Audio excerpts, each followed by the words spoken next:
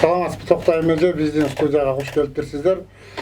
Биздин сизге бере турган бир эки сурообуз бар эле, эгер мүмкүн болсо. Биринчиси, айтымда элдин баары азыр сөз кылып аткан Аскар Акаевдин уулу, мурдагы президент Айдар Акаевдин өлүмү жөнүндө сөз. Ошого барып келген адамдардын бири катары сизден сурайлы дедилер. Сиздин жеке өзүңүздүн көңүлүңүз үчүн бардыңызбы? Же кандайдыр бир сыйлаган шартыңыз барбы? Ал жерде кандай болду жана эмне мотив менен бардыңыз? Биринчиден, конечно, аябай жаман окуя болуп кетти. Кыргызымдын чырпыгы да сынбасын. Анан кыргыздын бир өзгөчөлүгү бар. Ушундай моментте эл өзү да тараза, жана эл эң бир айкөл. Анан ушул Аскар Акаевди мен өзүм коргоп да чыккам. Бир топ болгон окуялардын ортосунда жүрдүм. Ошо Аскар Акаевич мамлекетти өнүктүрүп бир топ программаларды жазып атканда мен өзүм да катышып калдым. Экинчиден, саясатчы катары, укук коргоочу катары элге таанылып баштаган кезим, мен жаштыгым, саясатка кирген мезгилим ошо кишилердин доорунда болгон нерсе. Анан ошонун баарын баалаш ар бир адам үчүн өзгөчө ким сага колун сунса ошону баалашың керек. Бул мусулманчылыкта да бар. Ошондуктан мен ошо өз мусулмандык парызымды аткарып, ушундай кайгы муңга батып атканда биринчиден ошо үй-бүлөнү колдоп, экинчиден ушундай нерсени саясий арты кандай болот деген ой менен барып келдим. Анан ар нерсени таразалаш убакыт келди. Акты актай, караны карадай айта турган мезгил келди да. Анан ошо мезгилдердин бири уже келмектер өтүп баратат. Ошол мезгилде тараза туура коюлбаса, жыйынтыктар туура чыкпаса, бул мамлекетке дагы түшкөн аябай оор жүктөр болуп кетет. Ошол себептен мен бардым, анан көп нерсени көрүп келдим. Эл тараза, силер айткандай, жана ошол жерге барган инсандардын башы кошулуп, баягы бир кезекте бир топ түшүнбөгөнсүндүктөр болуп, бири-бирин ыдырап кеткен топтордун баары кошулганын көрдүм.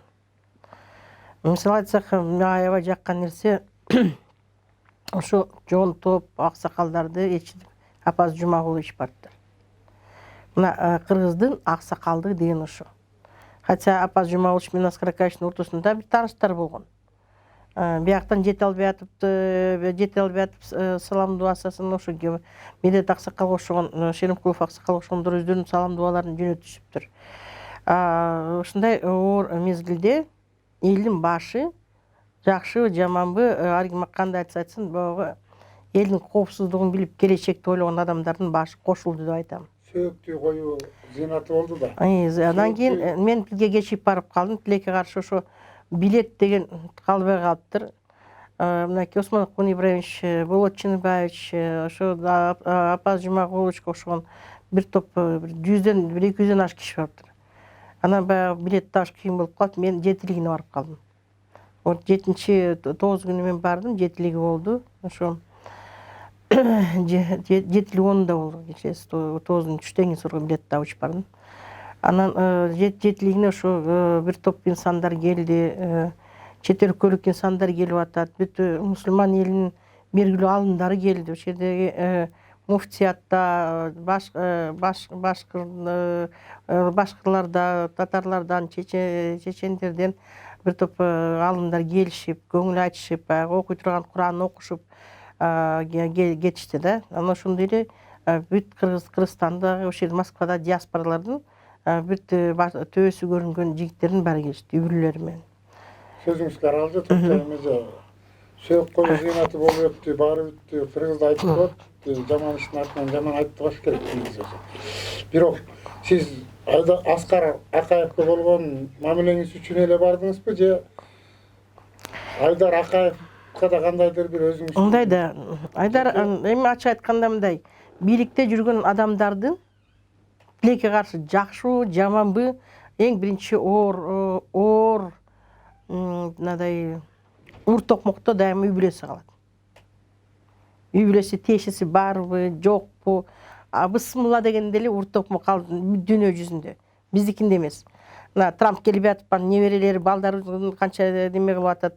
Ошондой эле башка мынакей өзбек падышасы келди, уже жакында күйөө балдары тинти деп баарын тепки алып атат да. Элдин оозу элек. Бирок таразалап, тазалык эмнеси, чындыгы эмне экенин караш керек. Мына ошо тилекке каршы ушундай кайгылуу момент менен Айдар өзүн тактап кетти. Мына 15 жылдын ичинде анын үстүнөн бир козголгон иштин аягына чыгышып текшерип бере алышкан жок. Ошол эле Айдардыкы деп талашталган буюмдардын баары кийин Максим Бакиевдики дешти. Анан эми көрсө Максим Бакиевдики эме элес экен дагы биздин баягы берде жүргөн төөлдөрдүн буюмдары экен. Мына азыр атаң комиссия түздүрүшүп, улутташтырылган буюмдардын баарын ар жакка тартып алып кетишип атат.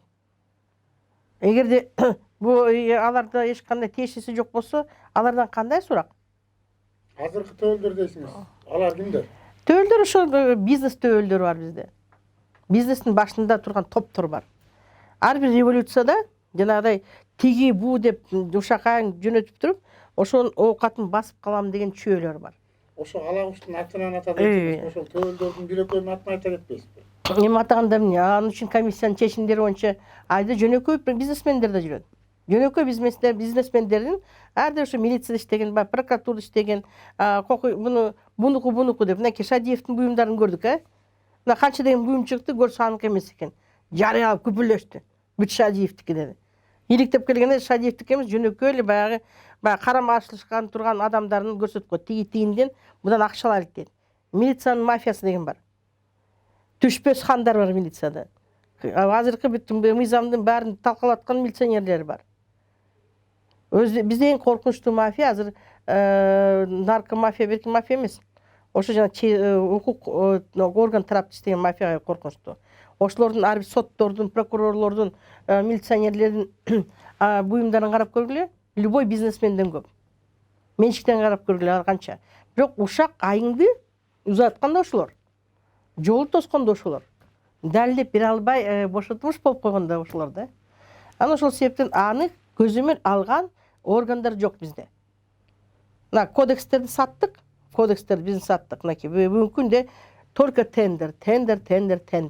Тендер ким уштурат? МВД уштурат, Минюст уштурат. Эки структура, мынакей и жана судебный департамент, ошо. Азыр эмне болуп атат? Департамент кагаздар сатып алатат, компьютерлер сатып алатат, красканы сатып алатат, папкалар сатып алатат. Бири жөн, эгерде илгери бир иш бар болсо, бир иштен 20 иш чыгарып атат. Анын баарын көчүрүп прокуратурага бериш керек, үстүнө кетириш керек, кайта текшериш керек, кайта түшүрүш керек. Тонна деген кагаз, тонна деген краска, тонна деген душ кетип атат. Ал тендер. Ошондой тендерди уштуруп, ошентип тигини коркутуп, үркүтүп, мүлкүн талап алгандар биринчи кантип коркутат. Тартып алып, бул Максимдики экен, кармагыла. Бул Айдардык экен деди. Но атына, өзүнүн наркына, өзүнүн расчетунун счетуна жазылган буюмга да табышкан жок да. Бар экен бир пансионаты, там бир 3 комнат, 4 комнат квартирасы бар экен. Табылган өзүнүн мүлктөрүн калды өзүндө. Аскар Акашнин атайын улуттук библиотека кылды эле, билесиңер. Ошону тартып алышты. Кайфтын атында экен. Неменин атында экен дешипчи. Ал мамлекет курган мамлекеттик библиотека болчу. Биринчи президенттин библиотекасы болчу. Анан жаштыргандар эмне? Аделе бир кезде мыкты илим алган жигит болгон. Ошол эле Минфинге келип иштесе, тепкилешти, баласын алып келди деп. Келгенде иштеп, канча деген Минфиндин 600 миллион карзын кечкенге бүт кагаздарды табышып, бир топ балдар менен иштешип, ошол Набил Дафис деген кездер ошолордун баары таап 600 миллион доллар акча тура эмес жазылган экендерин кайтартып келбеди мамлекетке. Анда билишибиз керек да. Бирок көп кылган эмгектер көрүнбөй калып атат. Экинчиден, мынакей жакшы жаман Орусия барганда бир топ ошол жерге барган биздин карапайым элдерге жардам бериптир. Мен таң калтырганы ошо биздин диаспоранын жакшы жаман сөз айткан кишини көргөн жокмун, бирок ошончо эл чогулуп келип, ошо Орусиянын резиденциясынын ортосунда чоң 12 канат ак боз үйдү тигишип өздөрү көтөрүнүп келип утурлап келишип атканын көрүп отуруп, ошо мен баягы жетилигине барганда таң калдым да. Бул ошончо адамга мамиле кылып кайрылбаса келбейт эч ким. Бул да ошол баланын бир кадыр баркын берилген нерсе да. Анан убакыт кетет, убакыт өзү тараза. Эгерде ошондой бир немелер бар болсо, булар соттоп, мына заочный чечим чыгарып койт эле да. Ушул кезге чейин. Ушул кезге чейин 15 жылдын ичинде сот ансын эле карап койсо болмок. Сотко өткөзүлүп, сотко жеткен бир иши жок экен. Анан кантип күнөөлүү деп айтабыз? Мына өтүп кетти таптаза, артында бир сот иши жок, кылмыш иштеринде баягы негизи жок кылмыш иштери боюнча даже ал иштер жабылып калды, мөөнөт өтүп кетти деп. Анан эгер соттолбосо, кылмыш иши аягына чейин чыкпаса, кантип күнөөлүү деп айта алабыз? Бирок куса, мына бир нерсени айтып кетейин, Мекенин абасы кандай шумдук, Мекениңдин суусу кандай шумдук, Мекениңдин алыста жүрсөң дагы тоолору жөнөкөй, керек болсо карапайым адамдын жыты кандай сагынасың. Бирей 4-5 күнгө барып калсаң. Мынча жыл алыста жүрүп, анан ар бир мына Аскаракаевичтин бирде туугандар өткөндө жаңжал болуп атты. Ар кайсы ошол киргизишпей, хотя мына төөлөрдүн баары бийликте президенттердин баары айтып атты, Атамбаев деле айтып атты, келе берсин деп, Бакиевтер деле айтып аткан күндөр болчу. Сиздер тараптан сөөгүптү алып келели, бияка коелу деген сунуш болдубу? Мен тараптан болду. Башкандыкын айткым келбейт. Баягы Болочин Осмонкул Ибраимовичтердин баары ачты. Бирок бийликтеги адамдар баягы кайдыгер мамиле кылып коюшту да. Анан бийлик тараптан биздин элчибиз даже басып барбагандан кийин бул бийликтин болгон мамилеси. Ошондой мамиле болуп аткандан кийин, конечно, бияка алып келебиз да айта албайт. Бирок дагы бир өзгөчөлүк бар.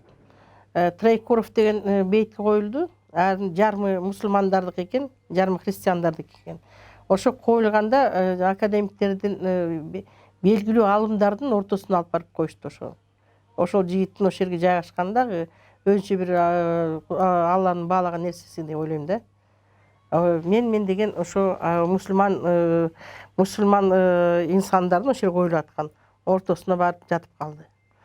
Бирок бияка алып келип коюш керек болчу. Ал жөнүндө мен айттым, Болочин Ибраевич көтөрүп атты, Осмонкул Ибраимович да бир топ эле адамдар көтөрдү. Бирок шартты түзүп бериш, элдин башын кошуш түздөн түз, мен ойлойм, бийликтин бул түздөн түз немеси болуш керек да, көз карашы.